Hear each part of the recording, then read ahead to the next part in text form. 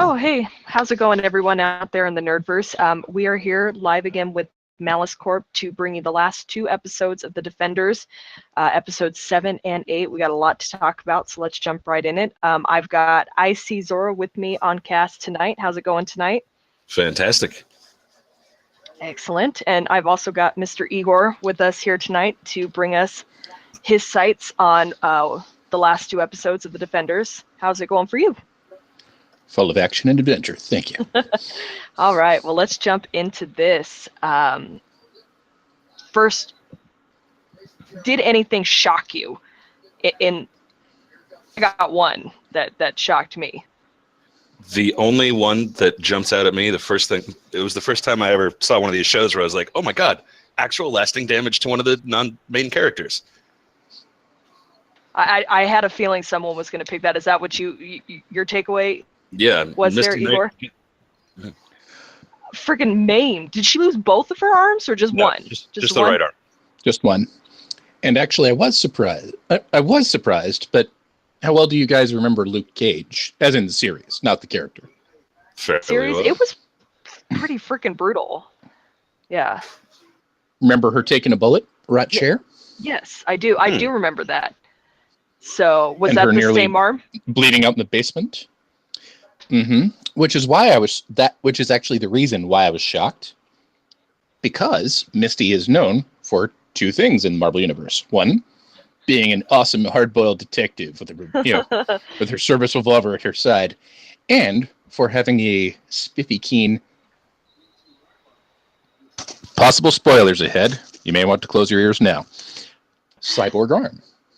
Oh, nice. So the fact that they so emphatically played that up, that wound up, and that she was bleeding out and might die, and the arm looks really bad, Claire's saying, I thought, okay, they're going to do it. And then they pulled back, and I thought, okay, they have closed that door. And but then they went very much right back in that door. At the end, Colleen Wing saying, hey, Danny owns this place. It's top of the line technically wise. Like, oh, yeah. Technically wise. So that could lead in. Do you think they're going to pull from that crazy doctor that made Luke Cage bulletproof? Are they going to pull him for some cybernetics, or is Danny going to bust out the robotics? There, I can only go on the Marvel movies and TV patterns, because this is actually very different from the comic continuity already. Okay. But the movie and TV patterns is that Luke's doctor is going to stay on the run for a little while until they can bring him back for a genetic engineering experiment or some other sort of yet another super soldier enhancement sort of thing. And this is going to be some completely new party for the arm, sir. My question at that point would be, if this guy is such a radical, groundbreaking genius, why was he working in a prison? Who knows? Maybe he was being punished. Maybe he was. Maybe he was working there because nobody would raise questions if prisoners went missing. Mm-hmm. Remember that whole program was specifically said to be secret in the whole prison sentence run of the show. Yeah. That's the only thing I can think of is that who's going to raise questions? Oh man, I'm sorry. He was shivved in a, prison yard fight. What are you going to do? But you start snatching up people on the streets, you're going to, that's why, prison and homeless people are the two people no one question when you go missing. So, but that was crazy. That was just she saved the day, Misty saved the day, but dude, it cost her her arm. Anyways, so that's interesting that we all three of us jumped out with the same thing that was shocking. So I don't know if that's good or bad either. There was nothing else shocking in that episode. I've got one other thing that to me was shocking and somewhat infuriating, is that apparently that elevator defies gravity because it never landed. Was that just maybe a glitch or? We cut straight from Jessica releasing the elevator to drop down the shaft, straight over to Matt and Elektra having a fight near where the elevator would have landed. Just never came down.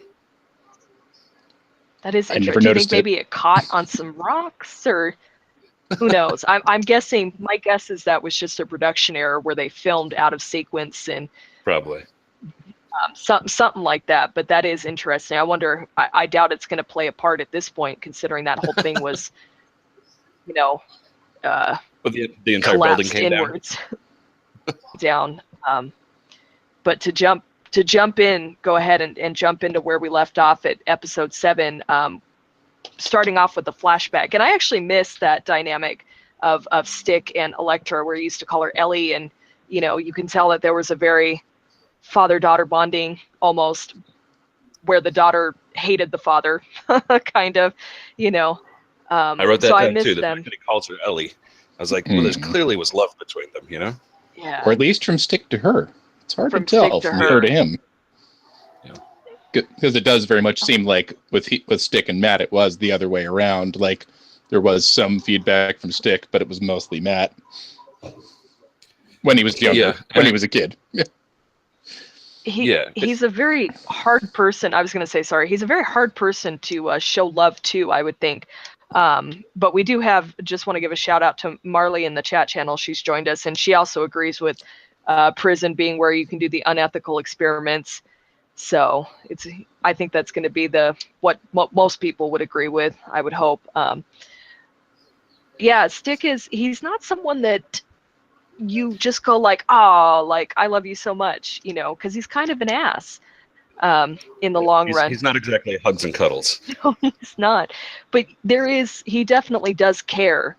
He just has a very weird way of showing it. But it's more that he cares. I don't know, because he cares very much more about the end goal of the chase than about the actual people. He tells Elektra at that point, like, you were supposed to change him, not the other way around. And basically tells her to abandon Matt at that point.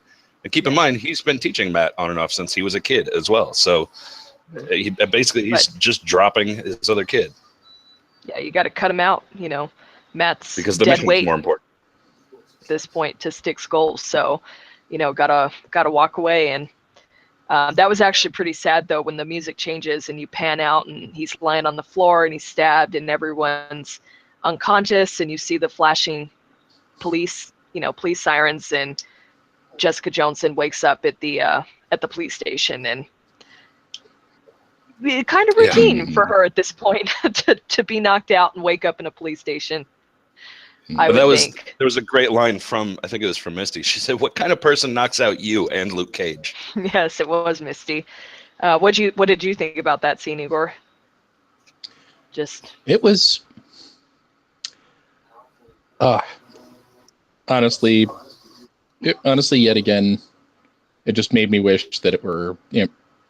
I loved Kristen Ritter in all of those, but again, outside of that, the other strong feeling was, man, I really wish I was getting the opportunity to see Matt do the lawyer thing, full court press, pun not intended, for her. That'd be awesome. But at that point, they really couldn't do it. So without really breaking narrative flow. So yeah, all right.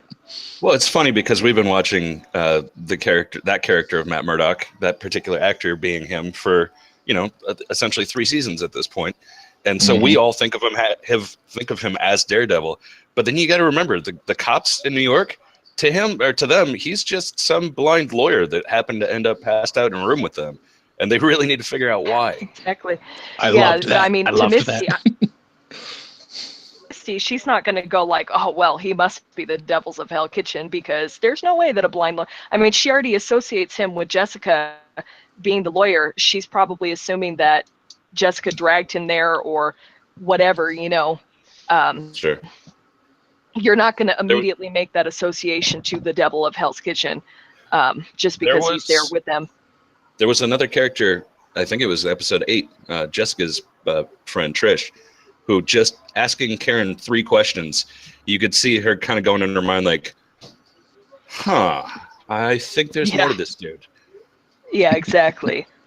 But, we get a scene with Boggy coming down to talk to Matt, which was good. I think Matt needed to hear that, like letting him know, like, your 2 lives right now are about to coincide. So you got to figure out how to keep them separate, because otherwise you're screwed. And whether Matt wants to hear it or not, he's got a point. And then, Matt is just totally focused on, we got to get out of here. We got to get to Danny. We got to save Danny. I don't know why we got to save Danny, but we know that we need to save Danny because he's the Iron Fist. And I love Foggy, going like, I'm not even going to pretend to know what the hell that means, but you got to focus on yourself. And then it shifts over to one of my favorite scenes. I don't know why I like this so much, but Claire and Colleen have a very odd. Yeah, that's a fun little friendship.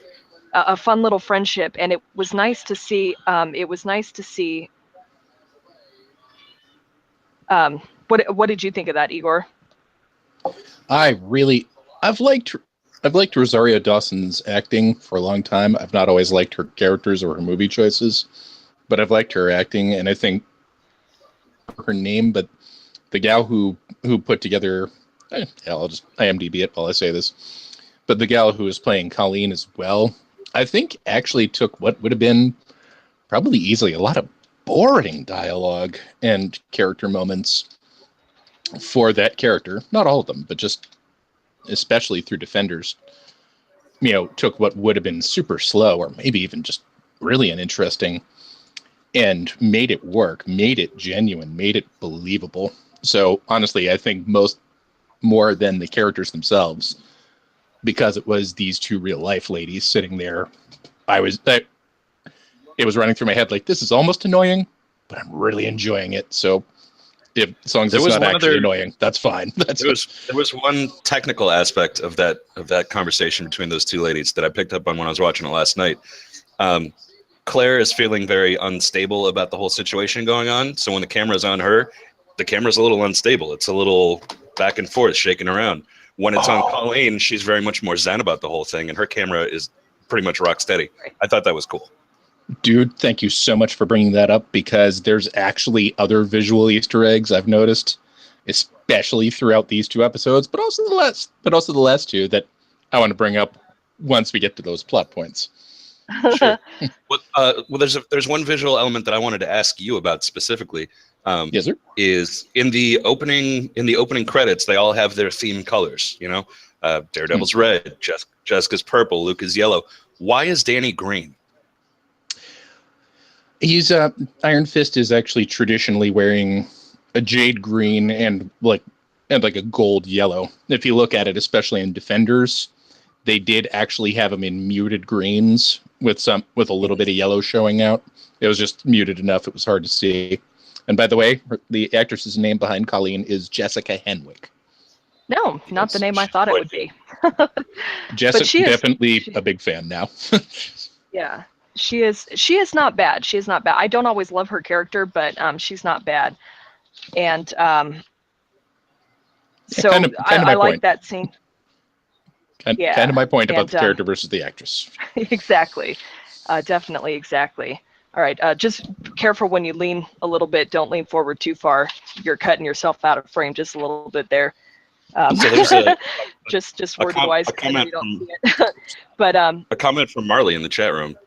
She says that part of the friendship between Claire and Colleen is that they knew each other before all the crazy powered people came into their lives.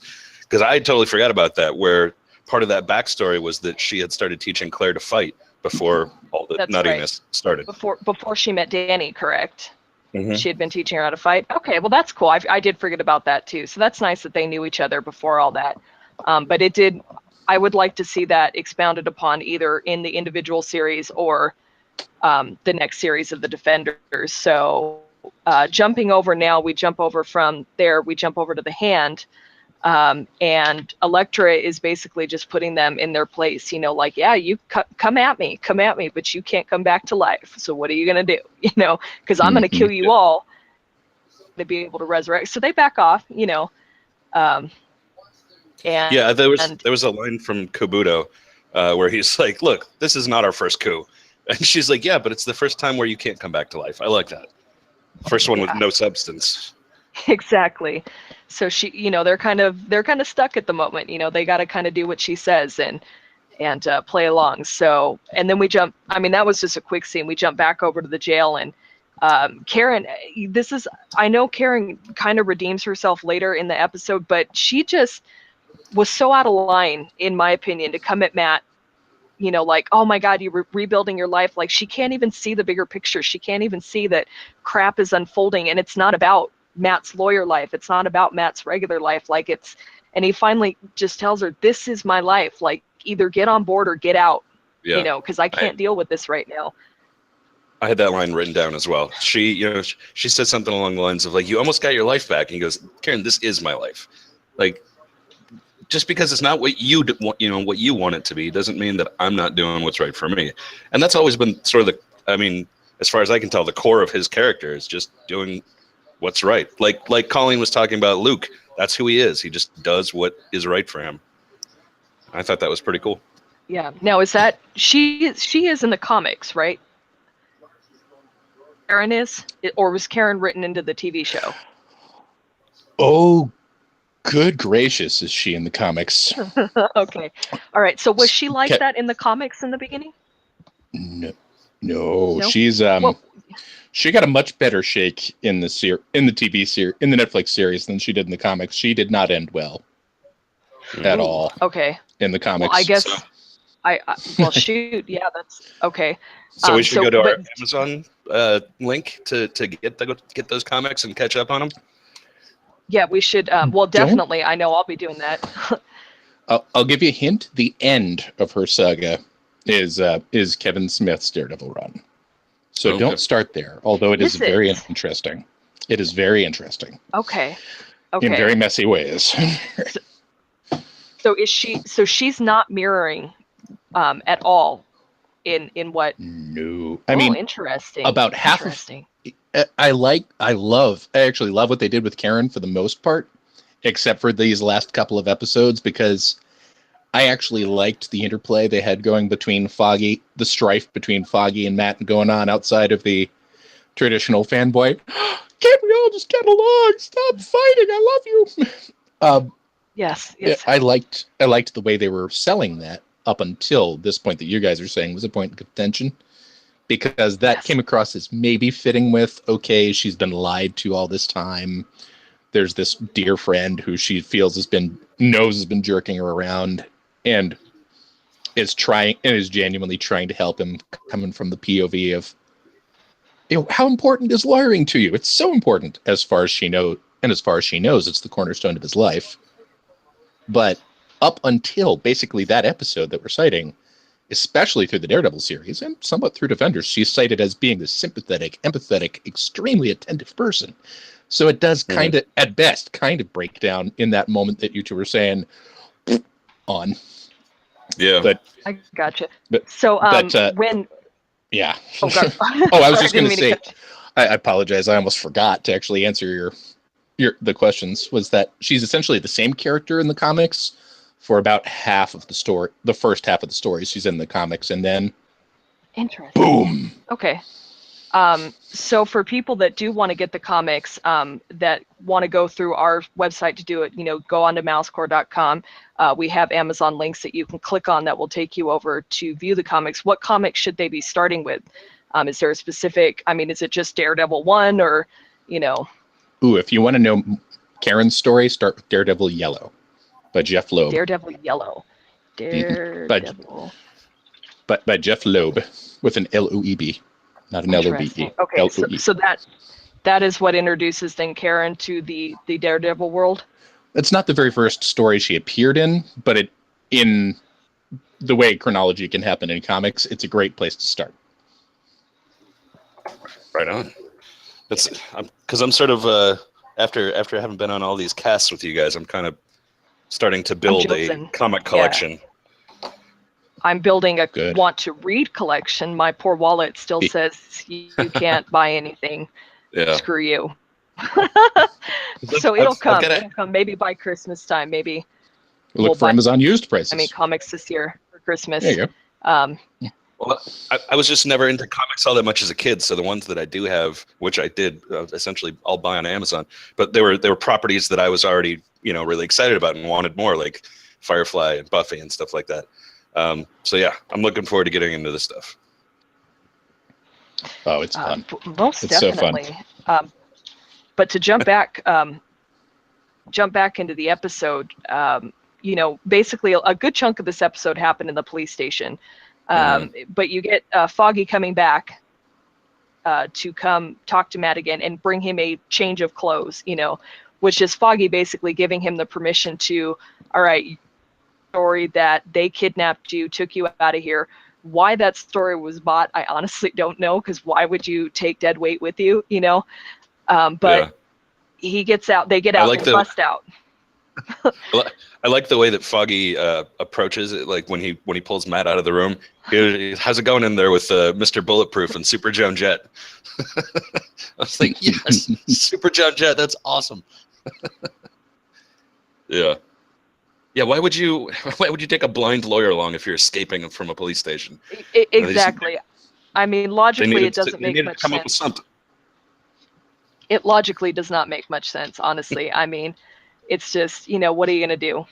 But the police are scrambling, everyone's blaming Misty. You vouch for these guys, she's on the hot seat. And my favorite part actually in this episode is just a little throwaway scene, but it's so Jessica Jones to do this. They busted out the Metro card. They get on a train, and she literally steals a beer from a homeless person, sleeping on the train. And it's been a long week. Been a long week. No qualms whatsoever about stealing that dang beer. So even before that, when they were doing the perp walk through the police station, she asked if anybody had a flask. It's like, really? So it's just, it is what it is. So basically, they're on their way to Midland Circle or Midland Credit or whatever the heck that building's called. I don't remember what it's called.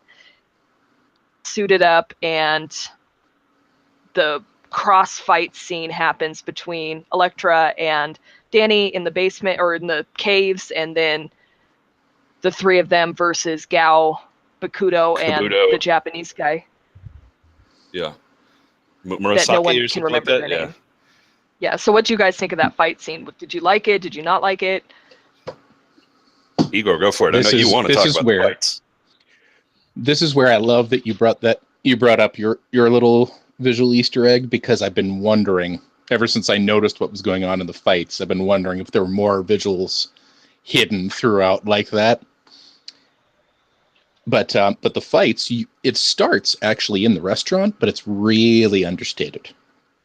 It's really understated where you can, but if you look again, like next time you go back and just look for this, you will see it when you're watching these fights in the garage there. You can see their characters screaming through in the way they're throwing punches and kicks and weapons, quite literally.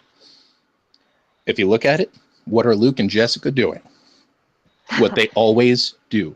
They are zeroing in on what they perceive to be the core threat and very methodically but carefully going about bringing that down. And in this case, it was in a very direct sense of the, punchy. But they go after Madame Gao, who, of course, they see as the biggest threat. Yeah, and I love her little energy fighting or whatever. That's pretty cool. I don't remember having seen a whole lot of that before. You mean the shock waves and stuff like that? I call it using the force. Exactly. Personally, this is just for me. I personally like watching Luke and Jessica fight together because he can literally rip a giant thing off the wall and toss it to her, and she catches it and swings it like they're tossing marshmallows or foam bats, So meanwhile, Matt's over there. Yeah. Meanwhile, Matt's over there facing two of the fingers of the hand by himself, just flipping around, super complex, layered like his personality. And you're on the right track because what's Matt doing? Matt's doing what he always does. He's trying to absorb. He's trying to stop all of the danger. Yeah. He's trying to literally jump into the middle of the trouble and stop all the danger. Mm-hmm. Who comes in and sneaks in and saves the day, because Luke's about to get, was it Luke that was about to get cut, or was it Matt that was about to get cut on the top of the car, and Colleen saves him? Pretty sure it was Matt, because Luke doesn't get cut. I was going to say it had to be Matt, because someone was about to be beheaded, and Colleen comes in at the last minute and prevents the sword from going down. Yeah, because if it was Luke, it would have just broken, so that would have been not as dramatic. That would have been better for Misty in the long run. Oh, dude. Although Dude. on a lighter note, especially in the martial arts combat sense, that was the best Jessica moment in the fight, because this is the one blink and you'll miss it character note that you get in the fight. The two, because everybody who's also made sure to watch the Daredevil seasons beforehand will know Madame Gao very well. And if you notice, at the beginning of the fight, she's standing there smiling serenely out at them in the middle of the two guys, and squarely behind the actual ton of bricks that she later flings at them. Yeah. So that's moment number one. That's really sneaky moment number one, and really sneaky moment number two, because it's less than half a second. Is you actually see, I forget what it's between, unfortunately, but you actually see Jessica take a big old swing, like a massive haymaker, with her right at said ton of bricks from the other side, when the hand are still more or less all grouped that over there, and it just shatters, flinging concrete all over the place.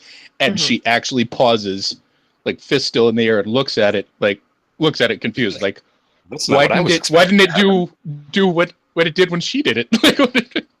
Yeah. It was insane, but it was one of the better fight scenes, I think. Not even counting the Elektra Danny that one was okay. I mean, it kind of mirrored the beginning of the series where they were fighting in the sewers, but I hated the Elektra Danny fight. I hated it. It was dumb. It was unnecessary. He knows that he's figured out at this point that the only reason that she has him down there is that an Iron Fist has to unlock that wall. So why are you lighting up your hand, and why are you fighting over by that? Stay away from the friggin' wall. Make her come to you. He's an idiot. Yeah. Yeah, well, you get caught up in the moment, and she taunted him. She played him right by making fun of his mom and making fun of his death or her death, and she goaded him, and he fell for it. So yeah, definitely, because he did. He punched the wall. He opened it up, and there you go. And we end with them finding the C4 that Colleen brought. Colleen brought the C4, and they are going to talk about blowing up the building, which is where it jumps to the next episode, where they literally decide we're going to blow up the building and become the domestic terrorists. By the way, it was a little bit ridiculously easy for Colleen to break into the frickin' evidence locker, which is apparently a janitor's closet. It was just the door at the end of the hallway, slightly open, nobody watching it.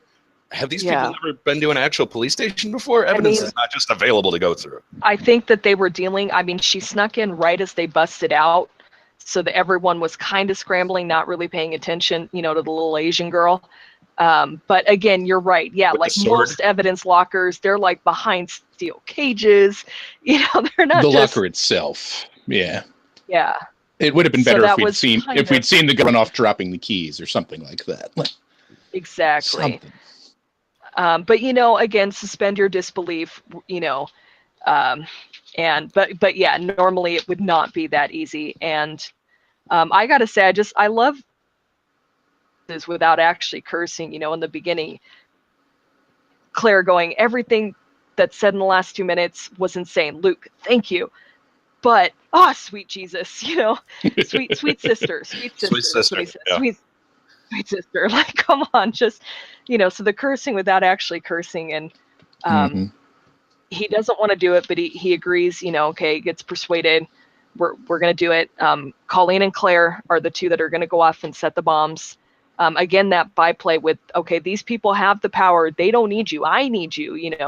You have to, someone has to watch my back. That was a good line. Yeah. And again, I think it felt more like the act, maybe it was the dialogue and the actresses, but at the very worst, that was sold well, because it's even started off feeling as, no, we need to keep each other, we need to be kept out of danger, and finished actually feeling like, no, seriously, I'm going in too, just in a different direction. I don't have any backup, please. Yeah, that was really nice, and she's right. While she's setting up the bombs, Colleen could be there with the sword, and that's actually how it worked out. It was a good call on both of their parts, but just the writing was good too, and the performance is good, because it felt like we were about to get led the other way, and then even I, as a viewer, was like, oh, good point. She needs protection. Mm-hmm. Mm-hmm. Oh, if I may, bit of a side point, but I don't think we're going to get a better one talking about the almost secret asides and good conversations. After some research, yes, the narration specifically for the vision impaired is available on every Marvel Netflix series. Not just Daredevil, but I think that doesn't make it less cool. It makes it more cool because now it's like the caption boxes you get in the comics, if you think about it. That's interesting. That's interesting way to look at. I'll have to go back and watch that now with that in my mind. And we jump back over. I actually like this. I don't know if they've met Trish and Karen in the police station. Did they before? They've never met before, right? Not that I can think of. Did they ever meet in the comics or anything? You may want to say, okay, this is too much of an aside, but I'll try to keep it very short because Trish is actually freaking fascinating. The way they're approaching her. She's another one who's been very rewritten, but not very rewritten. Okay. Because she and Jessica Jones never met. And that character is almost exactly the same way she was in the Marvel Comics, with the exception of what her real job is. Because she actually earns money. She actually earns money by being a radio talk show host and had a famous mother. But her real job was demon hunting. What? Yeah, she was a human woman. A hunter. She was a human woman who was a master martial artist. What's the first thing we see her doing in Jessica Jones? Learning like Krav Maga, I think it was, or something close. Like that, yeah, some kind of self-defense. I want to see that. Yeah, Jessica Jones. I think we will because, like I said, every element, like her life, her personality, they are identical, except interesting. She's not a demon hunter, or is she? Maybe she'll get tied in. I mean, the end of Jessica Jones, she had super soldier, she was researching that serum that turned her boyfriend. So maybe it'll come from that. Maybe something will spin from that. Wouldn't that be funny to see her out on the road hunting vampires or something like that? What kind of sweet classic car would she be driving? Maybe we'll see her cross over with the preacher and she can be hunting Cassidy in the somewhere in New Orleans running around from the Saint. Anyway, that would be crazy. But Preacher, we're going to be doing Preacher tomorrow night. I'm crossing fandoms here. So we're going to be doing our Preacher cast tomorrow night. So I'll save all those tidbits for the finale tomorrow. Season finale. At 9, yeah, season finale, 9 p.m. tomorrow. So come back and join us for that as well. Interesting. I hope to see that. I liked that as brief as it was. I liked the interaction between Karen and Trish. I said earlier, she asked like 2 or 3 questions about Karen and her relationship with Matt, and then you could just see the gears turning in her head, like, "Ooh, wait a minute, something's up." And I like the fact that they're both essentially reporters at this point. Yeah, and just just coming back with and Jessica, like, oh yeah, it's complicated too, like. I mean, that kind of gave it away, but without actually giving it away. And so that'll be interesting to see if they have any interaction in the future, because I did like that. I guess it jumps back over to them going down, getting close to the end here, but going down the elevator. And we finally get my favorite line from the I waited 8 episodes for it. My favorite line from the preview when Matt's like, "Oh, I'm so glad, like we found each other. I know circumstances could be better." And Luke just looks over at him and he goes, "I'm not hugging you." It happened. Like, it was just so great because he's just like, oh, like, yeah, like, all kind of bashful, but, I think he enjoyed. And you have to wonder if that was a foreshadowing, if he knew what was going to happen, if he knew that he was going to be staying down there at the end and potentially not making it back out. Almost like he was reflecting on. I think they all have to consider that as a possibility all the time, except for maybe Luke, unless they've got some of that specially treated chemical stuff that can break his skin. Matt is vulnerable. Jessica is not as invulnerable as Luke. She's tough, but she's still essentially vulnerable. She could be killed down there. But yeah, it was just the heartfelt, like, glad I found you guys. And then the looks from both of them, like, because he's got the two most. If Danny had been there, he might have gotten a hug. But with those I can't even remember what Jessica said, but it was something along the lines of, "Puss." Yeah, like, dude, just not even, like, come on, But they get down. They try and do the trickaroo with Jessica arriving alone, and then Matt swinging in, and the big fight ensues. And I don't think it was a as good slapsticky fight. Sticky. It There was a part where Matt and Danny at some point knocked two guys down at the same time after coming up from behind him. I almost expected them to like coconut their heads together, That was some old like stooges fighting. Yeah. What did you think of all that going on down there in the caves? Oh, sorry, Igor. That was for you, Igor. That was what I was waiting for. Like, well, it must be me. There's nobody else here, so okay.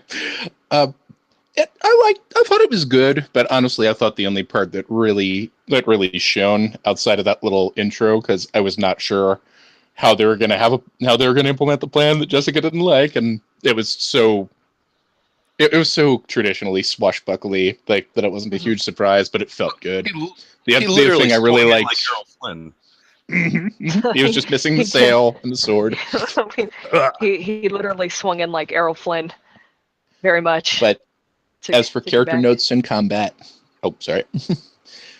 But as for character notes in combat, of course, we see Luke fighting alongside other people. He's doing the I'm a shield much more often than he did back in Luke Cage when he was fighting alone. But then at this end, when there's no guns or projectiles, what do we see him doing? We see him picking that one poor fool up and just slamming him into the ceiling, slapping him down on the ground, and then just walking away. And the guy's just, if he's awake, he's not happy. Done. Yeah, he's done. He's done. And I mean, this is literally where it all starts, wrapping up, because we already pretty much covered up the bomb area with Misty and Claire and all that, and the drama there at the beginning. But this was all about Matt and Elektra at this point. They get Danny at this point. I don't even know, like, I guess they're like, oh, you made the promise, you're gonna get Danny out of here. I'm gonna stay because I think I can get through to her. And then she F's up the elevator, so the two of them aren't getting out.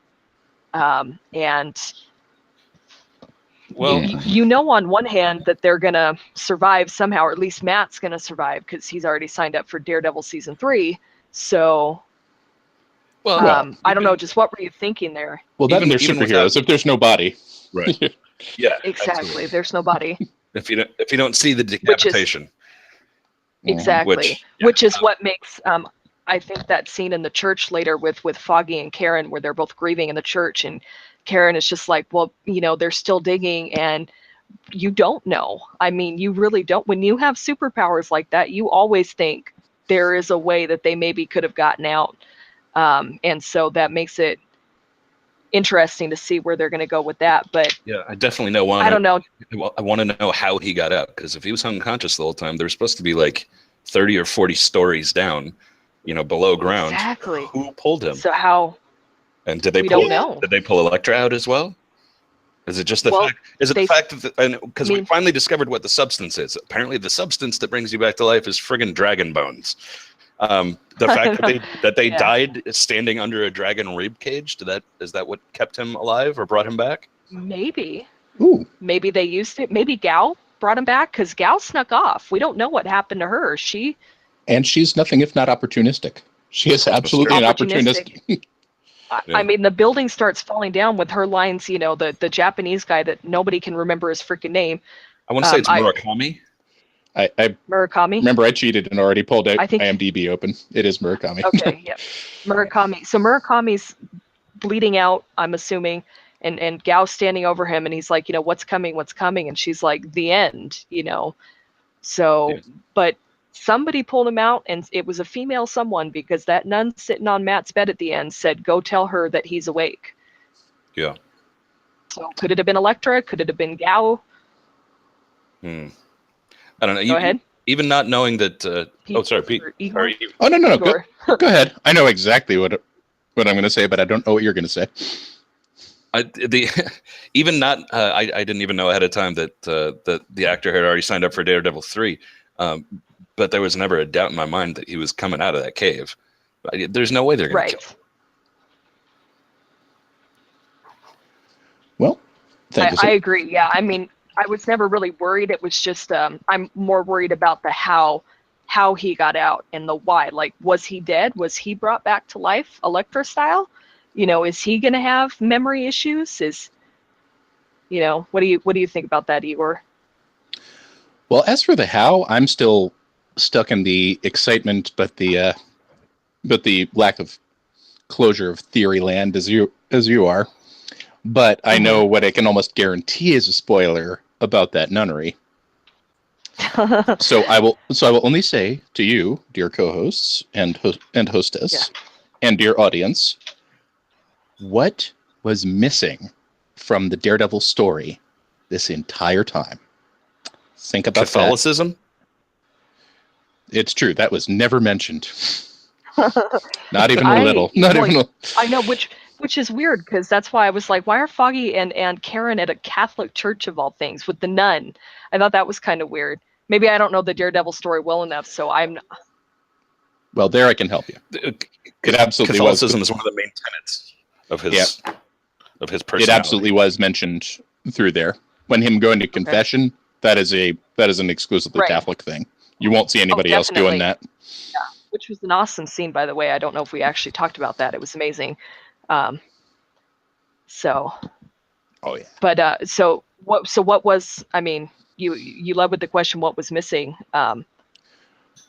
Well, I could spoil it. So I'll just. Oh. So if you guys are voting for spoilers, I'll just say, chat, viewers after the fact, just spoilers incoming. Right. Now, his mother is never mentioned. Oh, yeah. Okay, that's true. That's true. Interesting. Huh. So that'll be interesting. I guess then, is this then where Daredevil season 3 is going to pick up from? Is this where everyone picks up from? Do we all basically go back to our own individual stories dealing with the aftermath of what happened here in the Defenders, and then pick up for their individual season and then come back for Defender season 2? I think it depends on how long it is until those shows air. I think it's going to be, personally, I think it's going to be sequential. Like, whoever the next season up is, that'll deal with the aftermath of this stuff. But then, if the next one's not for another 6 months or so, there's going to have to be some sort of explanation or backstory. I want to say Jessica Jones. And Punisher is also coming out as well, so that'll be tied in. I want to say, based on filming right now, Jessica Jones is going to be the first one up, and then Daredevil, and then Iron Fist, and then Luke Cage. Don't quote me on that. I'm not sure. I just know right now they're filming Jessica Jones season 2. Nice. Nice. Can Kristen Witter please wear something other than that scarf? I was so tired of that scarf. We'll see. It seems to be her calling card. But I loved, though, just to wrap it up here, the last few, just the individual characters dealing with the aftermath. Jessica at the bar, she was going to be there. Luke meeting up with her, finally getting some closure with how they ended things. And Jessica Jones, the never calling, the never looking up, the just, disappearing. I liked his line. He goes, he says, Jessica, try to keep in touch. Like, he knows it's not a guarantee and it's hard for her, but just he says, you have friends now. Yeah. Marley Baugh in the chat says the scarf is what her and Matt look like jerks, so she can't give it up. Darn right. So we'll see. I like the jacket, at least the leather jacket. And then and we get Colleen and Danny at the dojo. Danny is basically giving the green light to, I'm going to stay here and I'm going to fulfill the promise I made of keeping New York safe to Matt. And so they're going to be staying there. Screw Kunlun after all this. Yeah, it's gone. What's he going to go back to? He kind of lost it. It was here a minute ago. Kind of lost it. Yeah. It was, and so we don't, again, the hand, I mean, is the hand gone? You think it's gone, but they're like cockroaches. You don't know unless you see them squished. You don't know. As long as there's one finger left, and there still is. Gao's still around. Yeah. Mm-hmm. Gao is somewhere. I think Mayuzaki is gone. I believe he's gone, and I don't know what it was. Did Bakudo make it out, or was he Bakudo killed? got beheaded by He Colleen. got beheaded by Colleen. Okay, so he's gone. So yeah, you've got Gao. So maybe we'll see some recruiting coming from Gao. But yeah, just all of them, wrapping up, and felt very, I don't know what the word I'm looking for is, but just anticipatory for the things that were to come. So I'm looking forward to it. Like I said, I don't know what's up. I'm kind of hoping, fingers crossed, for Jessica Jones first, because that's the one I'm most anxious to, I think, see continue. Yeah. I want to see how they bring Kilgrave back. I want to see how. Are they bringing him back? Yes, that was why official. That's how I know they're filming, because Nice. David Tennant was spotted. They released some behind the scenes photos, so you don't know how many episodes are going to be, and you don't know if it's going to be him, if it's flashbacks. Yeah, but I'm happy, so that's why I'm like, fingers crossed, Jessica Jones. And a quick thank you to our MaliceCast Live dear host Mest for helping me find out that oh my God, they're bringing back Kilgrave. So thank you, because you're the one who told me. That's all Mess. Mess is the one just constantly throughout the day dropping random bits of trivia for all of us to bring to you. So any last thoughts before we wrap up here, before we start covering where we're gonna be followed? I think it was a mostly successful season. It felt like a lot of it was more setup than action, but I get that, and hopefully they come back. When they get the second one going, hopefully it comes back even stronger. Hopefully. Anything from you, Igor?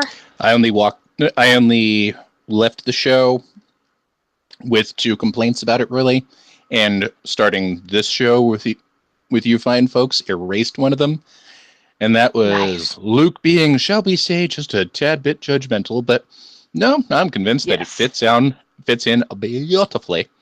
The only problem I still have is that, okay, the Hand are giving us, back from death rituals.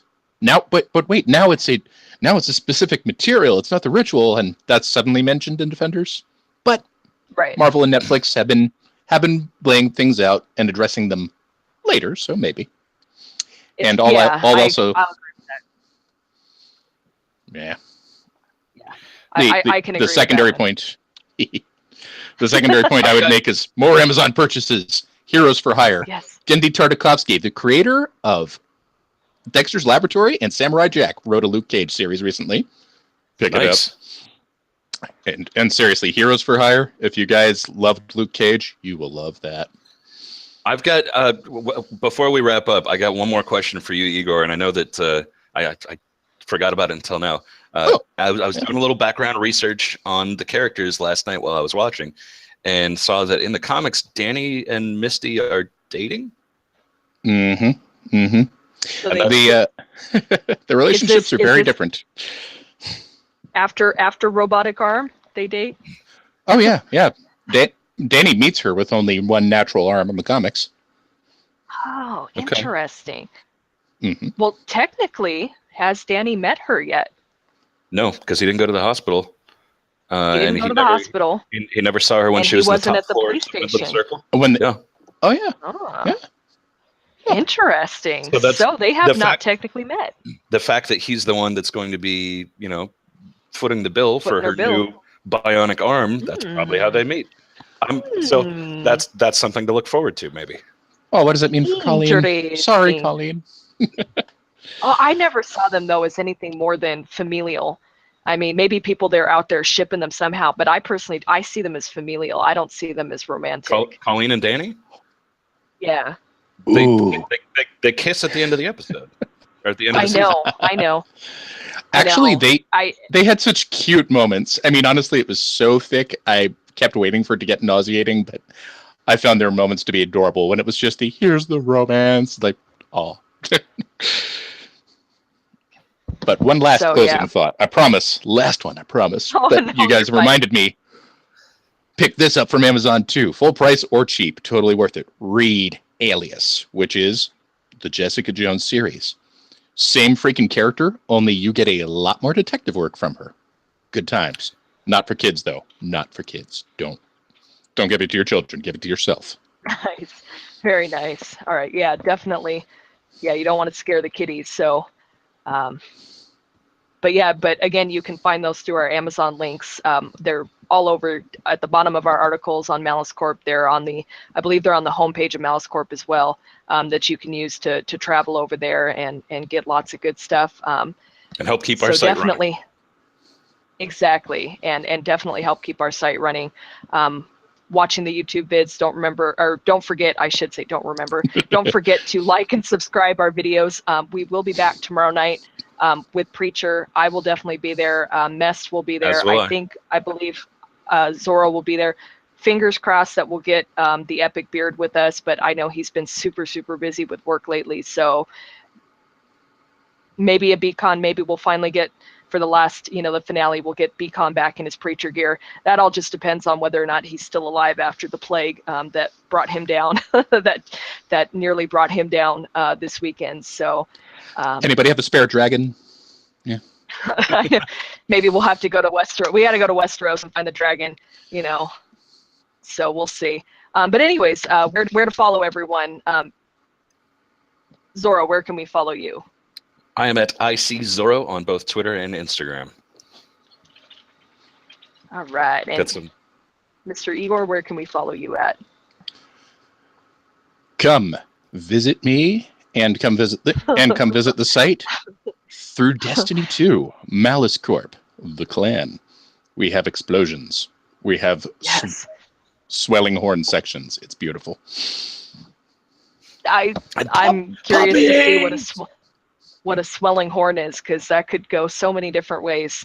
And it's the soundtrack, you weird woman. You weird woman. Follow me on Twitter at SuperHoovyandNut, where you can get a full look into the madness that is my Twitter life. It goes all over the place. It's fun to watch. Yeah, it covers everything. There is no holding back on Twitter. So come follow me there. Come join the madness. And again, come see us tomorrow night for the wrap up of Preacher. It's going to be a good one. Fingers crossed. I am going to tweet to Malcolm Barrett and Julianne Emery. One of these days, I'll get them on there. One of these days, fingers crossed, that I will get them on there to give a shout out or some kind of recognition to them and tell them how much we appreciate them week in and week out. But other than that, just everyone stay nerdy out there. Stay safe for anyone that's possibly in Florida. Just everyone stay safe and enjoy the night. Peace. Cheers. Later, guys.